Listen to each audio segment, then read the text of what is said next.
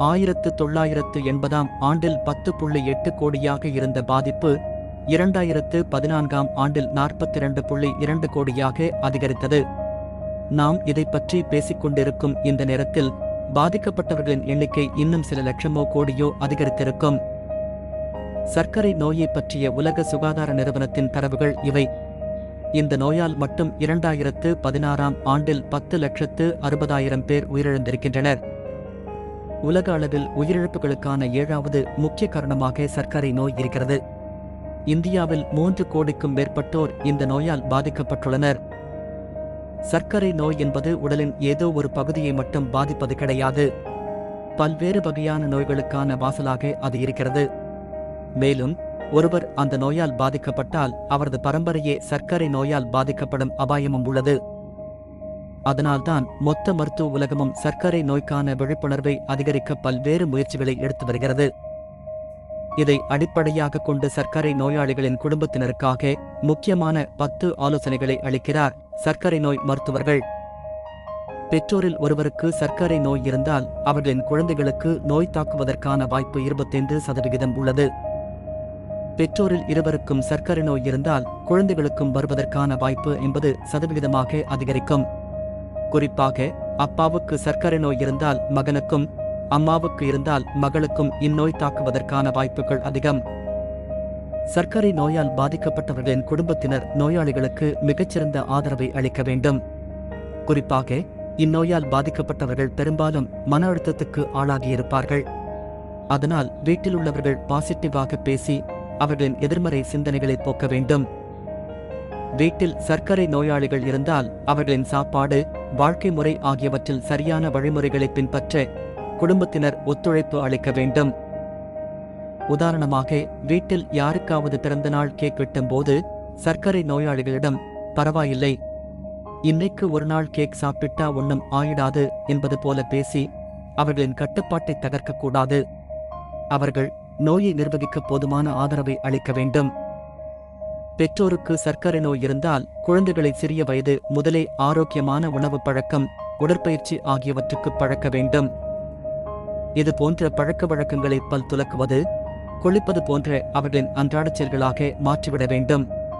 அப்போதுதான் அவற்றை இயல்பாகச் செய்யவும் தவறாமல் செய்யவும் குழந்தைகள் பழகுவார்கள்.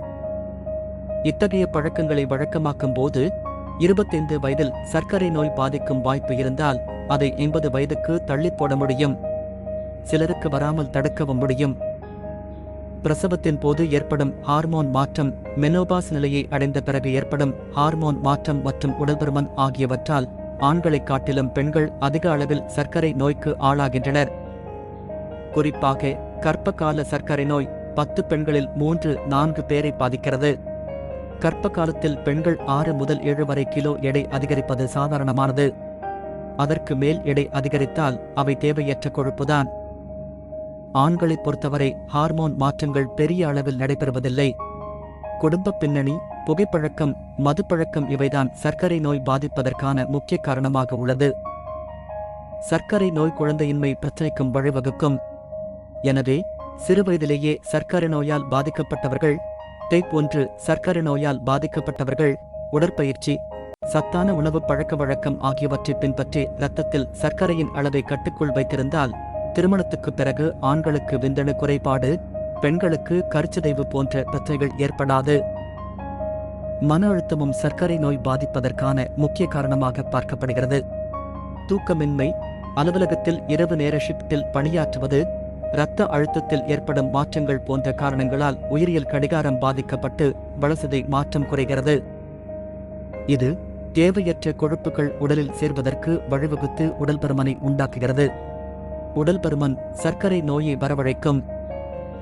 சர்க்கரை நோய் பாதிப்புள்ள குடும்ப பின்னணியை கொண்டிருக்கும் நபருக்கு சர்க்கரை நோய் பாதிப்பு ஏற்பட்டால் 18 வயது முதலே அறிகுறிகள் வெளிப்படத் தொடங்கும். அது போன்றவர்கள் 6 மாதங்களுக்கு ஒரு முறையும், அறிகுறிகள் தென்படவில்லை என்றால் 20 வயதுக்கு மேல் 6 மாதங்களுக்கு ஒரு முறையும் கட்டாயம் இரத்த பரிசோதனை செய்து சர்க்கரை அளவை பரிசோதித்துக் கொள்ள வேண்டும். குடும்ப பின்னணி இல்லாதவர்களும் 20 வயதுக்கு மேல் ஆண்டுக்கு ஒருமுறை இரத்த பரிசோதனை செய்து கொள்ள வேண்டும். சர்க்கரை நோய் குடும்ப பின்னணி இருப்பவர்கள் ஓராண்டுக்கு ஒருமுறை யூகோஸ் டோலரன்ஸ் டெஸ்ட் என்ற பரிசோதனையை செய்ய வேண்டும். முதலில் வெறும் வயிற்றில் இரத்த பரிசோதனை செய்யப்படும். அதற்குப் பிறகு அந்த நபருக்கு 75 கிராம் அல்லது 100 கிராம் இனிப்பு கரைசல் சாப்பிட கொடுக்கப்படும். அதன் பிறகு 1 மணி நேரம் 2 மணி நேரம் இடைவெளியில் பரிசோதனைகள் செய்யப்படும். இதன் மூலம் சர்க்கரை நோய் பாதிப்பதற்கு முந்தைய நிலையிலேயே அதை கண்டறிந்து வராமல் தடுக்க முடியும்.